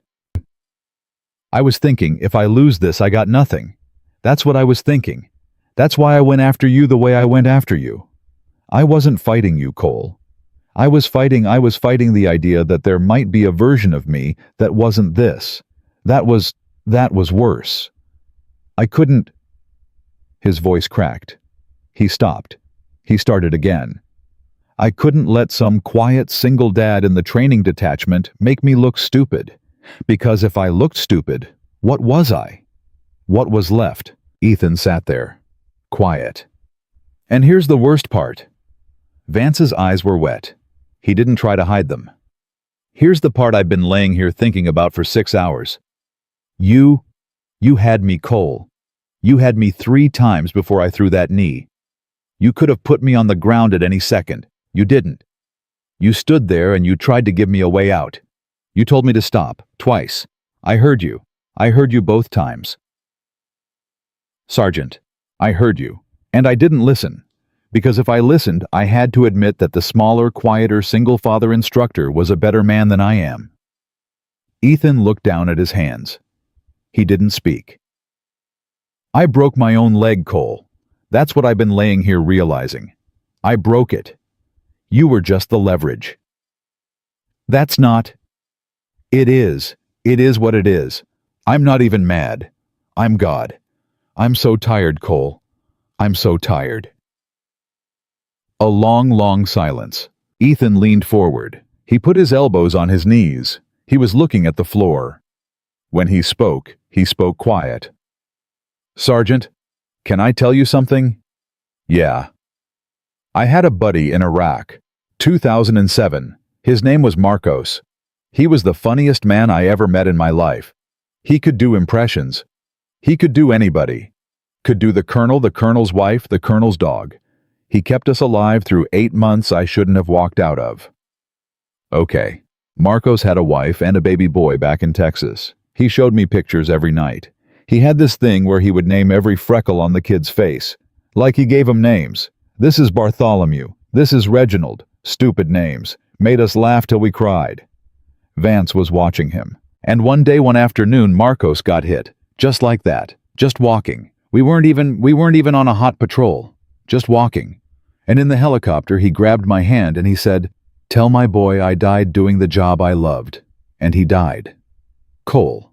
And I went home, Sergeant. I went home and I put on a uniform that wasn't a combat uniform, and I drove to a small house in San Antonio, and I sat across from a woman in her kitchen, and I told her what her husband told me to tell her son. And you know what she said? What? She said he didn't love the job. He loved you boys, and he loved us, and he didn't get to come home to either of us. So don't tell my son that lie. Tell him his daddy died because he was a good man in a bad place. Tell him the truth. Ethan looked up. I almost lost myself, Sergeant. After Marcos. I almost stopped being a person and just kept being a soldier the way you've been doing. The way you've been trying to do. Because the soldier part is easier, isn't it? The soldier part has rules. The soldier part has a chain of command. The soldier part don't have an 11-year-old kid asking you for help with his math homework who's gonna feel stupid if you yell at him. Boss, Vance was crying. Quietly. The kind of crying that's been waiting 8 months to come out. I don't know how to stop Cole. You're gonna have to learn, Sergeant. You got 18 months in this bed and a pension and 2 boys in Tampa. That's what's in front of you. They're what's in front of you. Not the rank, not the sergeant, not the man you've been pretending to be. What if it's too late? It ain't too late. How do you know? Because I've been where you are, and it wasn't too late for me, and you ain't worse than I was. Vance reached out his hand. Ethan took it. They sat there like that. 2 grown men in a hospital room at 23:15 at night, holding each other's hand the way men in this country don't usually let themselves. After a while, Vance said, Cole. Yeah. Is the rumor true? Ethan looked at him for a long moment. He smiled. The smallest smile. The same one he'd given Reyes. Sergeant, get some sleep. That's not an answer. It's the only one you're getting. Vance laughed. It was a thin, broken thing, but it was a real laugh. The first one his face had made in a long time. You're a piece of work, Cole. Yes, Sergeant. Ethan stood up. He picked up his hat off his knee.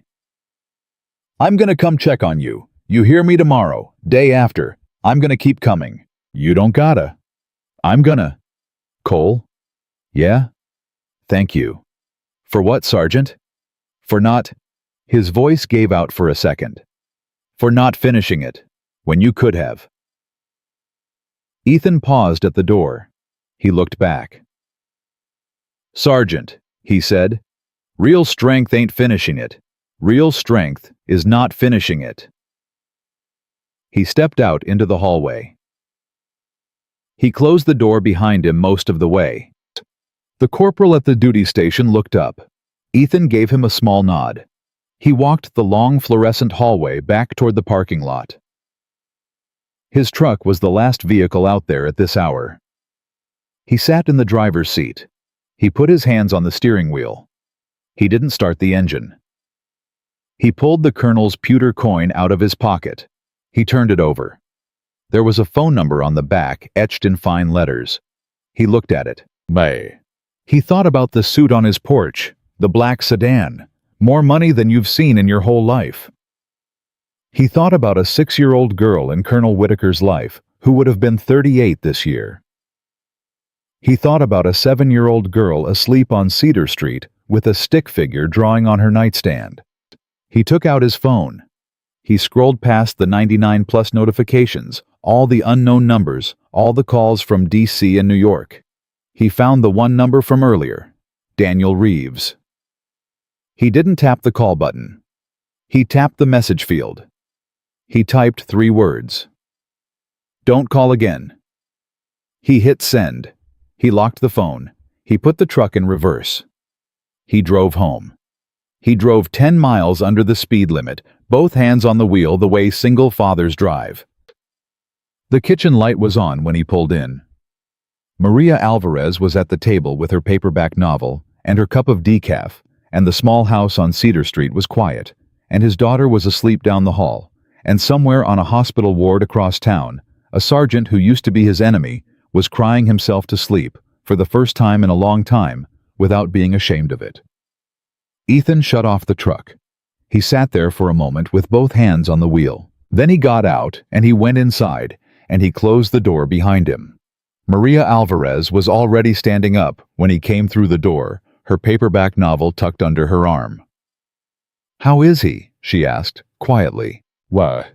He stopped halfway across the kitchen. She'd known. Of course she'd known. Maria Alvarez had buried a husband and raised 4 sons and read men the way other people read newspapers, and she'd seen his face when he'd asked her to come over, and she had not once asked who he was going to see, and she had known anyway. "He's gonna be all right, Maria, I think." "And you?" He set his keys on the counter. "Working on it." She nodded. She didn't push. She put her paperback in the deep front pocket of her cardigan, and she put her hand on his arm on the way to the door, and she squeezed once the way an old woman squeezes the arm of a man she's decided is one of hers. "Good night, mijo." "Good night, Maria. Thank you." "Don't thank me. Bring me tomatoes." The door closed behind her. He stood in the kitchen for a moment, listening. He could hear the small sound of the refrigerator. He could hear the heater click on. He could hear very faintly his daughter breathing down the hall in the room with the door half open. He drank a glass of water at the sink. He turned out the light. He went and stood in her doorway for a long time before he went to bed. The phone went off at 05:50. He was already up. He was at the kitchen table. He had a cup of coffee that had gone cold and a half-eaten piece of toast and a yellow legal pad in front of him. He had been writing on the pad for an hour. He picked the phone up off the counter on the second ring.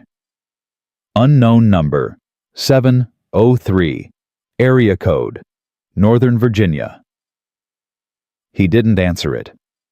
He let it go. It rang again 20 seconds later. He let it go. The third call, 2 minutes after the second, was from a number he did know. Captain Burnett, his immediate CO. He answered, "Sir? Cole, you up?" "Yes, sir." "You eating breakfast?" "Yes, sir." "You want to come into my office at 0800 and have another cup of coffee with me?" "Yes, sir." "Bring your kid if you have to." "I won't have to, sir. Thank you." He hung up. He sat at the table a moment longer. He looked at the legal pad. At the top of the page, in his own block letter handwriting, he had written, "Things that matter." Underneath that, he had written one, Lily. He had written nothing else. He had been staring at that one line for 40 minutes. He flipped the page back over so it lay blank side up. He took his coffee cup to the sink. He washed it. He dried it. He put it in the cabinet. Captain Burnett's office was a small office, the kind of office that had been a small office for 40 years and had had probably 40 different captains in it, every one of them hanging the same kind of photograph on the same kind of wall. Burnett was a 43-year-old man with 2 kids of his own and a Bronze Star nobody knew about, and a habit of leaning back in his chair when he was about to say something he'd been thinking about all night. He was leaning back in his chair when Ethan walked in. "Sit, Cole." "Sir?" "You sleep?" "A little." "Yeah, me neither." Burnett set his coffee down. "Whitaker called me at 2340. Then again at 0530. He's a man who does not call other officers at 0530 unless he means it. Yes, sir. He told me you're going to get offers today. Yes, sir. He told me you're going to turn them down. Yes, sir. Burnett looked at him for a long second. Are you? Yes, sir. All of them. All of them, sir. Even the one with the 7-figure signing bonus. Especially that one, sir. Burnett almost smiled. He looked down at his coffee. He turned the mug a quarter turn. Cole, I'm going to say something to you man to man, not officer to NCO. You all right with that for 30 seconds? Yes, sir. Yes. There are men in this country, and I have known some of them who do what they're told for 20 years, who serve honorably, who come out the other end with 2 pensions and a house in Florida, and a wife who still loves them, and kids who still call. And there are men who come out of the same 20 years with nothing. And the difference between those 2 men ain't the deployments. The difference ain't the medals. The difference ain't the jobs they took or the jobs they turned down. What is it, sir? The difference is whether they ever figured out what they were for. Ethan didn't answer right away. What I was for, sir? What you were for Cole, yeah. I think I figured that out about 3 years ago, sir, the day my wife died. Burnett held his eyes. Yeah, he said. I figured you had. He leaned forward. He opened a folder on his desk. He pulled out one piece of paper. He slid it across. I had this drawn up at 06:15 this morning. I want you to read it. You don't have to sign it today. You don't have to sign it ever. It's an offer. Ethan picked up the paper. He read it. It was an internal transfer request. It would move him out of the standard training detachment and into something called the Family Readiness Combat Mentorship Program. He'd never heard of it. Sir, what is this? It's a thing I've wanted to start for 2 years. I haven't had the right man for it. I'd like you to be the right man for it. What does it do, sir? It puts you in front of every young soldier on this base, every E1 through E4 for one mandatory 4-hour block per quarter. Combat skills. Crisis response. The works. And in those 4 hours, Cole, you will teach them exactly 2 things. 1. How to not die. 2. How to come home. Not how to win medals. Not how to climb the rank ladder. How to come home, to whoever is waiting for them. And how to be a person when they get there. Ethan read the paper again. Pay grade stays the same. Hours stay the same. You're home by 15:30 every day. You pick up your kid. You're never going to get rich on it. You're never going to make E9 doing it. But you're going to change about 400 young men's lives a year, and most of them are not going to know it was you who changed them. Ethan set the paper down on the desk. He didn't say anything for a long moment. Sir, can I think about it? You can have until 0800 tomorrow. Yes, sir. Cole. Sir. You did something yesterday a lot of men with your background couldn't have done. You stopped. You kept stopping. You stopped right up until the last possible second, when stopping would have gotten you hurt, and then you did exactly what you were trained to do, and then you stopped again. Most men in this army couldn't have done that. Most men in this world couldn't have done that. Sir? That's what I want you teaching Cole. That right there. That. Ethan stood up. He came to attention. I'll have your answer at 0800 tomorrow, sir. Dismissed. He didn't take his answer 24 hours. He took 6. He came back at 1400. Burnett was at his desk eating a sandwich. He looked up when Ethan stepped in. Sir, I'd like to sign that paper. Burnett didn't smile exactly. He just nodded. Welcome to the program, Cole. Thank you, sir. You're going to be the entire program. Yes, sir. You're going to design the curriculum. You're going to run the curriculum. And you're going to do the paperwork on the curriculum. Yes, sir. I'll get you a desk by Friday. I don't need a desk, sir. Burnett smiled this time. I figured. Ethan pulled out his phone in the parking lot afterward. He turned it over in his hand. There were 19 more missed calls from numbers he didn't recognize. There were 3 more voicemails. There was an email from an address ending in .gov that he'd been pretending all morning he hadn't seen. He didn't open any of it. He tapped his neighbor's name. Maria. He typed, "I'm going to be a few minutes early today. Tell her I'm coming." She wrote back almost immediately, "She'll be on the porch, mijo." She was on the porch. She was sitting on the top step in her purple sneakers and her favorite green hoodie that was already 2 sizes too small for her, and she had a juice box in one hand and a small plastic dinosaur in the other. And when she saw the truck pull into the driveway, she stood up so fast she almost fell off the step. Daddy. "Hey, baby. You're early." "I am." "You're never early." "I know." He scooped her up. She wrapped her legs around his waist. She put her forehead against his. "Daddy." Daddy. "Mrs. Alvarez says we can have grilled cheese for dinner and tomato soup, and she's gonna show me how to do it for real and not the way you do it where you burn the bread." "I do not burn the bread." "Daddy, you burn the bread." "That bread is toasted. That's a technique." "It's burned."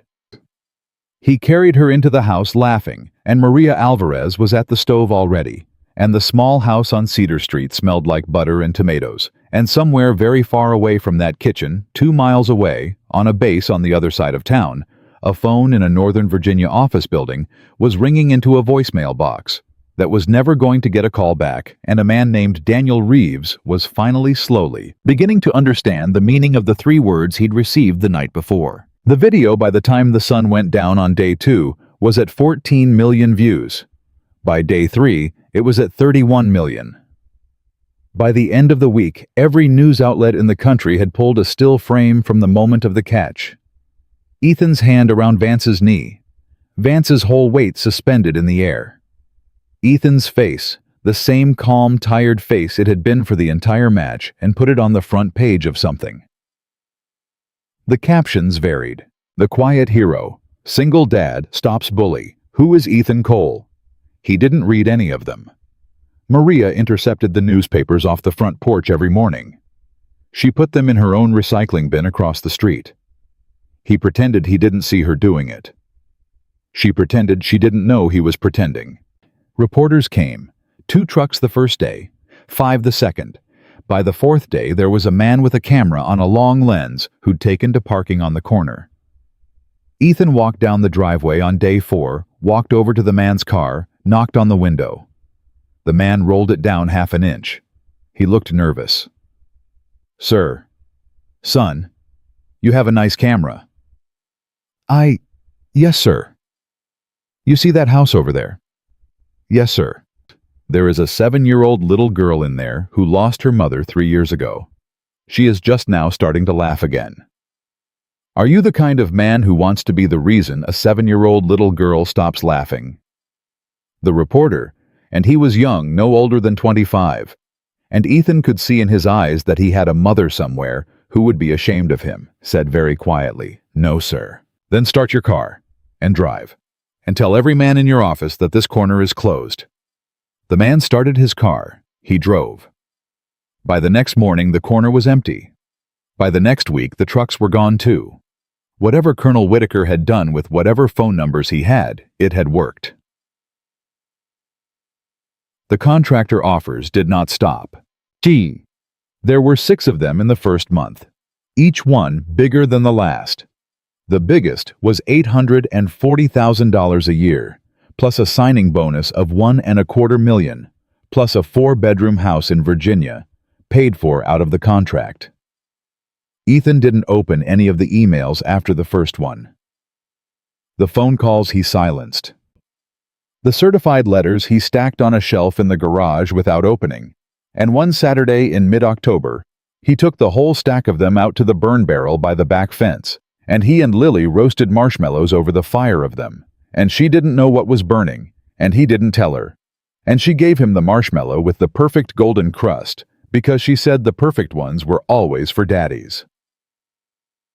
Vance got out of the hospital on day 26. His ex-wife came up from Tampa with the boys for the discharge. Ethan didn't go. He sent a card with a stupid joke in it and a Hot Wheels car for each of the boys, and a note in the card that said, "Listen to your mama. Be kind to your daddy. Help him learn to walk again, both kinds of walking." Vance called him from the parking lot of the hospital crying and couldn't get any words out, and Ethan said, "I know, brother. I know. Drive safe. Call me Sunday." And Vance called him Sunday, and then the Sunday after that, and then every Sunday after that for the rest of the fall. By Christmas, Vance was walking with a cane. By Easter, he was off the cane on flat ground. By the next September, almost a year to the day after the fight on the parade ground, Vance flew up to be the very first guest speaker in the very first session of the Family Readiness Combat Mentorship Program. He stood in front of 40 young soldiers in a classroom on Fort Bremerton, and he stood with a slight limp, and he told them a story about a man who broke his own leg by refusing to listen, and he told them what that broken leg had given back to him in exchange. His older boy, 12 now, was in the front row of the classroom. He had been allowed to come up from Tampa for the weekend. He listened to his daddy talk, and he sat very, very straight in his chair, and afterward, when Vance stepped down from the front of the room, his son stood up and walked across the room and hugged him in front of all 40 soldiers, and didn't let go for a long time. In the back of the classroom, Ethan Cole stood with his arms folded across his chest, and his eyes wet, and his face the same calm, tired face, and he didn't say a word. Private Marcus Garrett, the kid from Pikeville, Kentucky, came through Ethan's program in the second quarter. He was the first soldier to ever raise his hand at the end of a session and ask if he could speak to Sergeant Cole privately afterward. "Sergeant," he said in the empty classroom, "I just wanted to say thank you for what you said to me that day, by the water station." "What'd I say, son?" "You said it doesn't matter who you are, it matters who I become." "Yeah. I've been thinking about it every single day, Sergeant, for a year." Ethan looked at the kid. The kid had grown an inch. His shoulders had filled out. He looked like a young man instead of a baby-faced boy. But his eyes were the same eyes, clear, honest, unguarded. "Garrett." "Sergeant." "You ever miss your mama?" "Every day, Sergeant." "You write to her like I told you?" "Every Sunday, Sergeant." "Good man." "Sergeant, there's one thing I gotta ask you. One thing. The rumor. About you being—" Ethan smiled. The same small smile. "Garrett, get out of my classroom." "Yes, Sergeant." "Write your mama tonight." "Yes, Sergeant." The kid grinned. The kid walked out. Lily turned 8 that November. Then he took her to the diner on Main Street that her mother had loved. The waitress was the same waitress her mother had liked. The booth was the same booth. They ordered the chocolate milkshake with 2 straws. He gave her the present he'd been hiding in the truck for 2 weeks, a small silver locket with a picture of her mother on one side and a picture of him on the other. She held it in her hands for a long time without speaking. Then she said, "Daddy, this is the best present I ever got in my whole life." "Yeah." "Yeah." "You want to know why I picked it?" "Why?" "Because I wanted you to know, no matter where you go your whole life, no matter how old you get, no matter how far away from home you ever are, you are never without us. You hear me? You always got both of us, right here, right around your neck." Mata. She put the locket on. She tucked it under her shirt. She put her small warm hand on top of it. "Daddy." "Yeah, baby." "Is Mommy proud of you?" He had not seen the question coming. He had to take a breath before he could answer. "I don't know, baby." "I think she is." "You think so?" "I know so." "How do you know?" She looked at him, his daughter 8 years old today, with her mother's eyes. "Because I'm proud of you, and I'm her kid, so she has to be too." Ethan Cole, who had carried friends out of buildings on fire, who had crossed lines on maps that his country still pretended weren't lines, who had been offered $840,000 a year and turned it down without opening. The envelope sat across a diner booth from his 8-year-old daughter and put his face down on his folded arms on the Formica table and cried for a full minute, and his daughter put her small hand on the back of his head and patted him the way a parent pats a child. And the waitress at the counter put down the coffee pot she was holding and turned around and pretended very intently to be wiping down the espresso machine. Check. The video, by the end of that year, had been viewed more than 200 million times. There were essays written about it in 3 different magazines. There was a chapter in a book about it. There was a documentary somebody tried to make that he politely declined to participate in. He never watched the video. Not once. Not on the day it happened. Not on the day it hit 1 million. Not on the day a grown stranger stopped him in the gas station to shake his hand. He never watched it. Lily never watched it. Maria never watched it. What was on the video was on the video. He'd been there for it the first time. He didn't need to see it again. 5 years went by. The program tripled in size, then quadrupled. By the end of year 3, every soldier on Fort Bremerton between the rank of E1 and E4 was passing through it every quarter. By the end of year 4, Captain Burnett had retired and the program had been adopted by 2 other bases. By the end of year 5, there were 6 bases running it, and Ethan was being asked to come consult on the curriculum at all of them. He went on weekends sometimes, when Lily was old enough to be all right for an afternoon. He never spent a night away from home if he could help it. He turned down a promotion to E8 because it would have required a relocation. He turned down a position with the Pentagon's Family Resilience Office because it would have required a move to D.C. He turned down everything that would have taken him away from a small house on Cedar Street where a 13-year-old girl with her mother's eyes was learning to drive in the church parking lot on Sunday afternoons.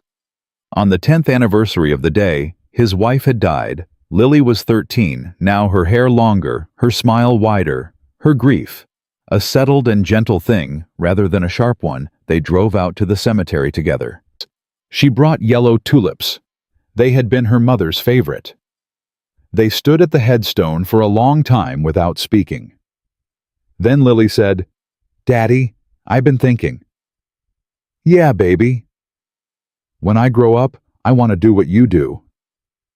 He looked over at her. "What do I do, baby?" "You help people figure out how to come home." He didn't answer right away. "Daddy." "Yeah." "Is that a thing you're proud of? What you do?" "Bah." He looked at the headstone. He looked at the yellow tulips.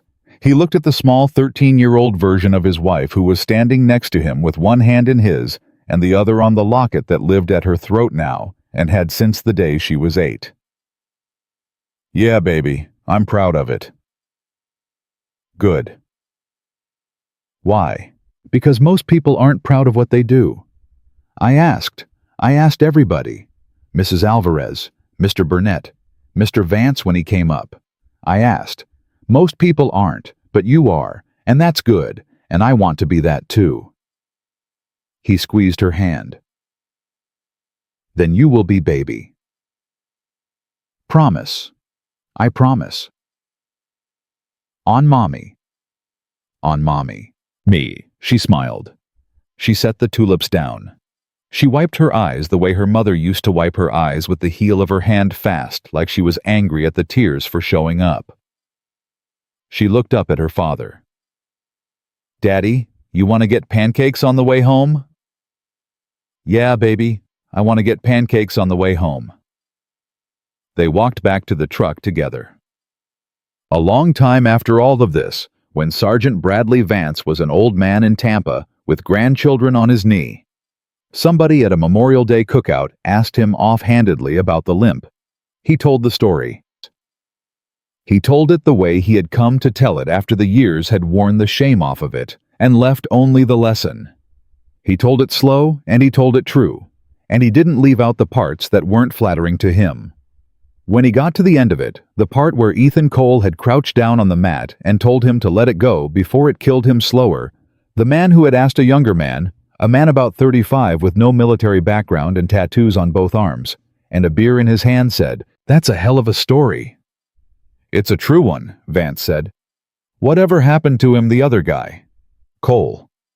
Vance smiled. The slow, settled smile of a man who had found his way to the end of a long road and was sitting on a porch, looking back down it. "Last I heard, his daughter just made captain." "Captain of what?" "Of whatever she wanted, son. Of whatever she wanted." The younger man laughed. He took a sip of his beer. "And the dad?" Vance looked out at the water for a moment. "The dad picked her up from school every single day until she didn't need picking up anymore. And then he went home and he made dinner. And then he did it again. For 30 years. Best soldier I ever met in my life, and he spent the second half of his life teaching other soldiers how to not be soldiers when soldiering was done, how to come home, how to be home." "That's it." Vance looked at him. "Son, that's everything." And it was. Because in the end, the world went on telling its big and noisy stories about the men with the loudest voices and the biggest fists, the men who'd needed every camera in every room. And the world mostly forgot a quiet single father from a small town who had once put a sergeant in the dirt without breaking a sweat.